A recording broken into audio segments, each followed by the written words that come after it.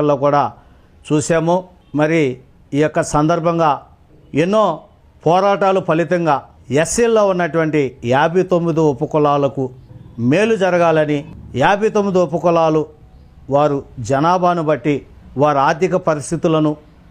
వారి యొక్క విద్య ఉద్యోగ అదేవిధంగా వారి యొక్క పరిస్థితులను శాస్త్రీయబద్ధంగా పరిశీలన చేసి ఎస్సీ వర్గీకరణ చేపట్టాలని చెప్పేసి మేము డిసెంబర్ 27వ తేదీ 2024 సంవత్సరంలో ఏలూరు కలెక్టరేట్లో ఎస్సీ కమిషన్ ఏకసభ్య మరి కమిషన్ రంజన్ మిశ్రా గారిని కలిసి మేము మరి మా దళిత సేన తరపున కూడా మేము ఒక నివేదికను కూడా ఇవ్వటం జరిగింది,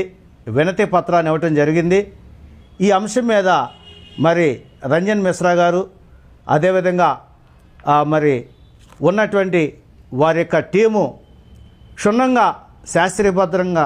పరిశీలన చేసి మరి జనాభాను బట్టి మరి రెల్లి మరి వారి యొక్క ఉపకులాల వారు, మాదిగ వారి యొక్క ఉపకులాల వారు, మాల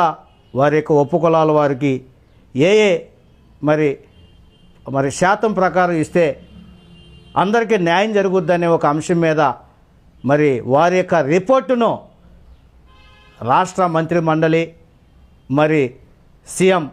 గౌరవ చంద్రబాబు నాయుడు గారు కూడా మరి సానుకూలంగా స్పందించి ఆమోదించినందుకు దళిత సేన తరపున ప్రత్యేకమైనటువంటి మరి హృదయపూర్వక ధన్యవాదాలు తెలుపుతున్నాను. ఎందుకనగా ఈ యొక్క విషయం సుమారు 30 సంవత్సరాల నుండి ఈ ఉద్యమాన్ని ప్రారంభించింది మన మందాకృష్ణ మాదిగ గారు. ఈ ఉద్యమంలో అనేక మంది నాయకులు మరి మాదిగ ఉపకులాల వారు, 58 ఉపకులాల వారు అనేక మంది పాల్గొని ఈ ఉద్యమాన్ని ఈ స్థాయికి తీసుకొచ్చి ఈ రోజున రాష్ట్ర ప్రభుత్వం మరి కూటమి ప్రభుత్వం మరి మంచి వార్తను కూడా మరి మాకు ఇవ్వటాన్ని మరి వర్గీకరణ చేపట్టడానికి అన్ని రకాలుగా అందరి యొక్క ఆమోదయోగ్యంగా చేయడాన్ని